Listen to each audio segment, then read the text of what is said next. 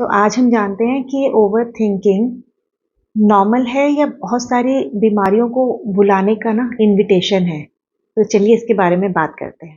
पर ये जानने से पहले हम ये जान लेते हैं कि सबकॉन्शियस माइंड का हमारी ओवर थिंकिंग से क्या लेना देना है। बात करते हैं कि ये ओवर थिंक को हम कंट्रोल कैसे कर सकते हैं। तो इसका जो पहला पॉइंट है वो है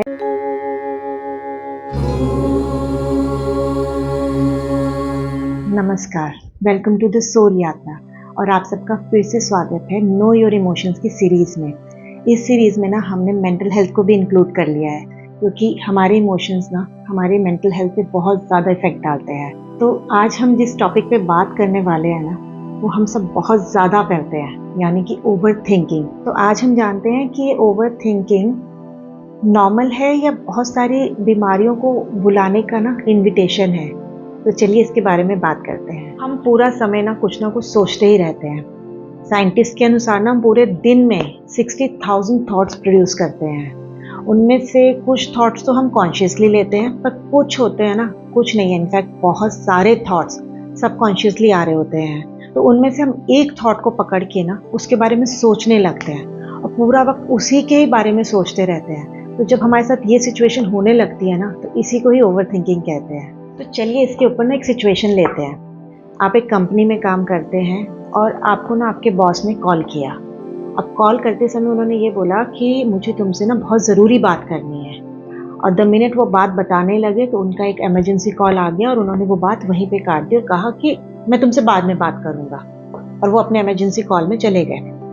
अब आपके दिमाग में ओवर थिंकिंग शुरू हो जाएगी कि बॉस ने मुझे क्यों बुलाया, क्या मैंने कुछ गलत कर दिया, या किसी ने मेरी शिकायत कर दी, क्या वो मुझसे नाराज़ है, आखिर हुआ क्या। अब ये बात तो चलिए मानते हैं कि सुबह शुरू हुई। अब बॉस के पास टाइम नहीं है आपसे बात करने का। अब आप पूरा वक्त वही चीज़ सोच रहे हैं कि बॉस ने मुझे क्यों बुलाया होगा। अब ये चीज़ों से आपने बहुत ज़्यादा अपने लिए बहुत सारी सिचुएशन क्रिएट कर ली कि शायद ये हुआ होगा या वो हुआ होगा। अब इन सिचुएशंस के बारे में आप अपने कलीग से बोल रहे हैं, अपने डर के बारे में अपने कलीग से बोल रहे हैं कि यार कुछ तो प्रॉब्लम है कि बॉस ने मुझे फ़ोन किया। अब यही सिचुएशन और यही प्रॉब्लम और यही ओवर थिंकिंग लेके आप अपने घर जाते हैं, घर में अपनी वाइफ से या अपने हस्बैंड से इस बारे में बात करते हैं कि यार मुझे समझ नहीं आ रहा कि बॉस ने मुझसे क्या कहना था। अब रात को आपको नींद नहीं आती, आप पूरा वक्त वही सोचते रहते हैं कि यार उसने क्या, बॉस ने मुझे कहना क्या था। रात बीत जाती है, अगले दिन आपके अंदर एंजाइटी लेवल बढ़ जाता है कि अब तो बॉस मुझे कुछ बोलने वाला है और कुछ खराब ही होने वाला है।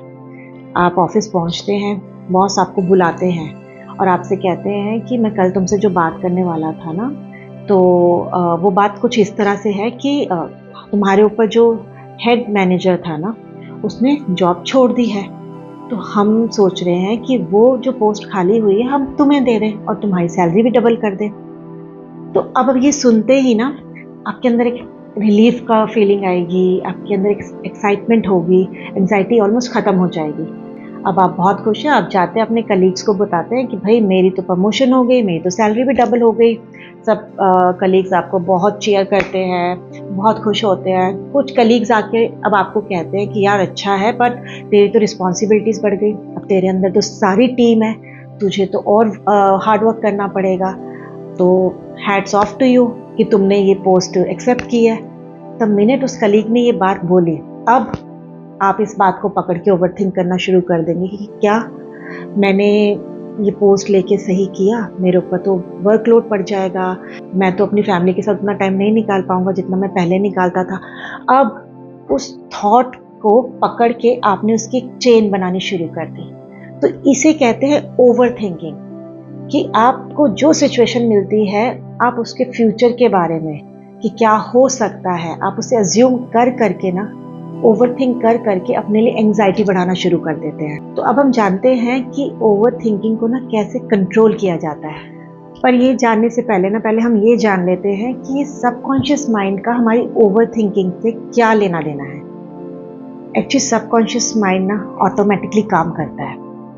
उसके लिए हमने जो पुराने पैटर्न या पुरानी सोच बनाई होती है वो अपने अंदर रजिस्टर करना शुरू कर देता है, और जाने अनजाने में हम ओवरथिंक वही पुराने पैटर्न करते हैं, उसी हिसाब से करते हैं। यानी हमने जो पुरानी बातें अपने अंदर छुपा के रखी थी हम उन्हीं के ऊपर बार बार ओवरथिंक करते हैं और वही पैटर्न फॉलो करते हैं। तो अगर आपने मेरा कॉन्शियस और सबकॉन्शियस माइंड की सीरीज़ देखी है तो आप इसे ना बहुत अच्छी तरह समझ पाएंगे। पर अगर आपने ये नहीं देखी है तो मैं लिंक आपको डिस्क्रिप्शन बॉक्स में दे दूंगी, तो इसको एक बार ना देखिए और समझिए कि कॉन्शियस और सबकॉन्शियस माइंड का आपस में क्या कनेक्शन है और सबकॉन्शियस माइंड का हमारे जीवन पे कितना बड़ा प्रभाव पड़ता है ना, इसके बारे में जानिए। तो अब हम बात करते हैं कि ये ओवरथिंक को हम कंट्रोल कैसे कर सकते हैं। तो इसका जो पहला पॉइंट है ना वो है कि आइडेंटिफाई योर ओवरथिंकिंग। यानी आप जब ओवरथिंकिंग कर रहे हैं ना तो उसको आइडेंटिफाई करिए कि यार मैं इस समय ओवरथिंक कर रहा हूँ, मैं किसी थॉट का चेन बना के उसके बारे में सोच रहा हूँ। और इसको अंदर मत सोचिए, इसको ना लाउडली बोलिए, मैं इस समय ओवरथिंक कर रहा हूँ। अपने आप को बताइए, अपने ब्रेन को बताइए कि इस समय ना मैं ओवरथिंक कर रहा हूँ। तो आइडेंटिफाई इट, उसको पहचानिए और अपने आप को बताइए।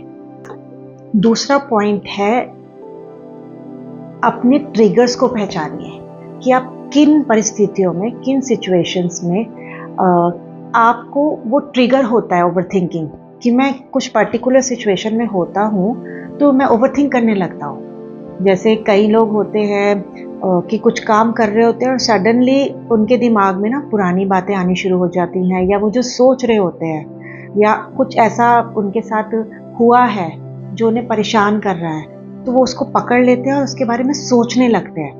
मतलब वो मेंटली ना कहीं और ही हो जाते हैं, फिजिकली वो कहीं और काम कर रहे होते हैं। तो अपने ट्रिगर पॉइंट्स को पहचानना शुरू कीजिए कि कौन सी चीज़ों में, कौन सी सिचुएशन में ना मैं ओवरथिंक करता हूँ। रात को सोने से पहले करता हूँ, या मैं जब खाली बैठा हूँ कुछ नहीं कर रहा हूँ तब करता हूँ, या कभी कभी तो लोग ऐसे होते हैं कि किसी से बात भी कर रहे होते हैं और वो बात उनकी पसंद की नहीं होती ना, तो अपने ख्यालों में चले जाते हैं और अपने ख्यालों में ओवरथिंक करना शुरू कर देते हैं।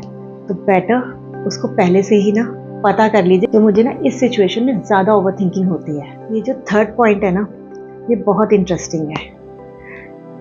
मोस्टली बहुत बड़े न्यूरो डॉक्टर्स ने ना इसको प्रूव भी किया हुआ है कि ये पर्टिकुलर पॉइंट को करने से ना ओवरथिंकिंग बहुत ज़्यादा कम हो जाती है। और वो है कि अपनी ओवरथिंकिंग को ना कोई नाम दे दीजिए। यस, कोई नाम दे दीजिए। ऐसा नाम दीजिए जो आपको याद रहे, या आप किसी को ना पसंद नहीं करते हैं उसका नाम दे दीजिए। जैसे ही आपको ओवरथिंकिंग होने लगे ना तो आप पर्टिकुलर नाम का बोलिए कि अभी मुझे तुम्हारे बारे में नहीं सोचना है, तुम ओवरथिंक कर रहे हो, ठीक है, तो मैं इस समय इंपॉर्टेंट काम कर रहा हूँ तो तुम यहाँ से जाओ, अभी ये टाइम सही नहीं है, हम बाद में इसके बारे में सोचेंगे जब मेरे पास टाइम होगा। तो पर्टिकुलरली अगर आप अपनी ओवरथिंकिंग को ना अपने से दूर कर दें, यानी अपने अंदर ना रखे, उसे एक इंसान का नाम दे देना, तो आपको ना ये ओवरथिंकिंग को कंट्रोल करना बहुत ईजी हो जाएगा। ये जो फोर्थ पॉइंट है ना, ये माइंडफुलनेस के ऊपर है। ये जो माइंडफुलनेस है ना, ये हमें बहुत सारी ऐसी पैटर्न में फंसने से बचाती है जिसकी वजह से हमें ओवरथिंकिंग होती है, जिसकी वजह से हम एंग्जाइटी में चले जाते हैं। तो ये माइंडफुलनेस है क्या? माइंडफुलनेस का मतलब है कि जो चीज़ जैसी है ना हम उसको वैसे ही देख रहे हैं। पर हम ऐसा कर कैसे सकते हैं? तो अगर मेरे सामने मेरा हाथ है, मैंने उसको देखा कि अच्छा ये तो हाथ है, बात खत्म। अभी मेरे सामने कैमरा है, मैं कैमरे पे बात कर रही हूँ पर मैं उसके साथ अटैच नहीं हो रही हूँ। ये सोफ़ा पड़ा है, यहाँ पे मैट पड़ा है, मैं सबको एज इट इज़ देख रही हूँ पर मैं उनके साथ अटैच नहीं हो रही, मैं उनके साथ फिक्स नहीं हो रही। माइंडफुलनेस का मतलब ही यही होता है कि जो चीज़ जैसी है ना उसको वैसे देखो, उसके साथ स्टक मत हो जाओ।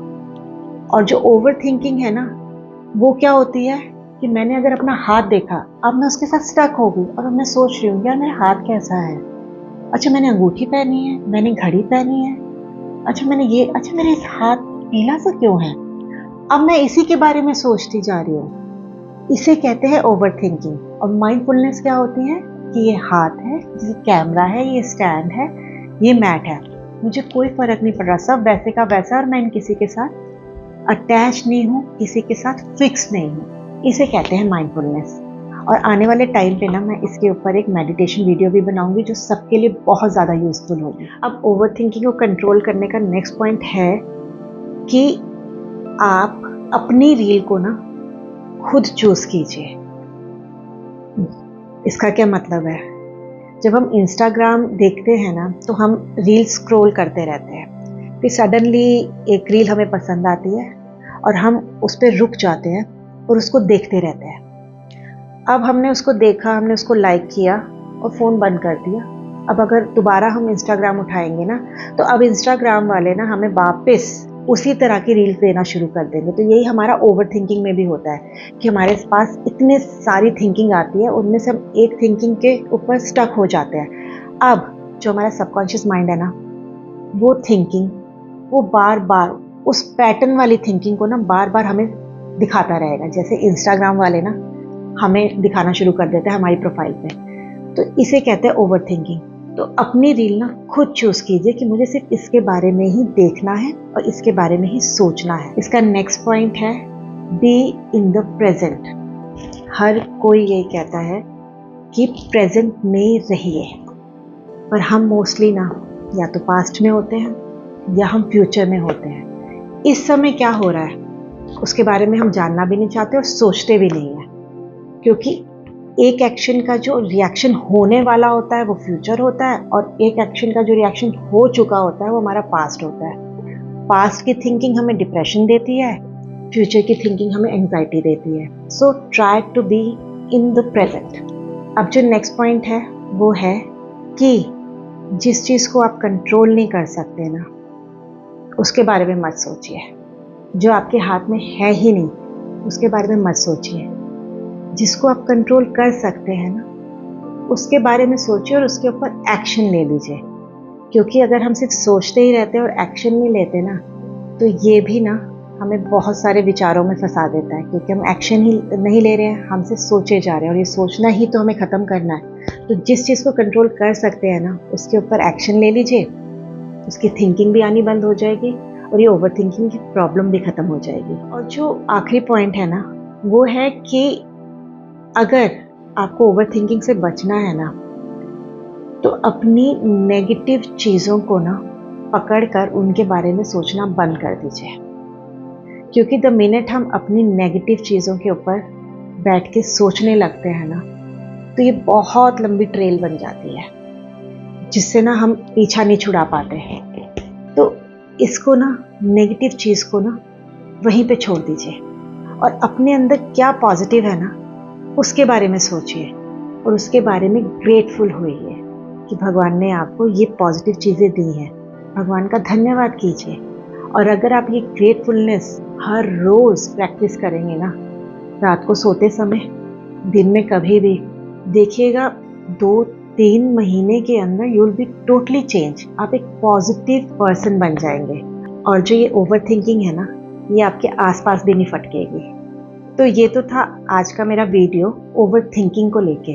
अगर आपके कोई सजेशंस हो या आप किसी तरह के पर्टिकुलर मेंटल इलनेस या मेंटल प्रॉब्लम से रिलेटेड वीडियोस देखना चाहते हैं ना, तो आप मुझे कमेंट्स में ज़रूर बताइएगा। और अगर आपको ये मेरा वीडियो पसंद आता है ना, तो इस चैनल को सब्सक्राइब ज़रूर कर लीजिएगा, इस वीडियो को लाइक ज़रूर दे दीजिएगा और इस तरह के वीडियोज़ जो सबकी हेल्प कर सकते हैं ना, सबके साथ शेयर ज़रूर कीजिएगा। तो इसी तरह मेरे साथ मेरे इस चैनल पे हमेशा बने रहिए। तब तक के लिए ना सदा खुश रहिए, मुस्कुराते रहिए और स्वस्थ रहिए। नमस्कार।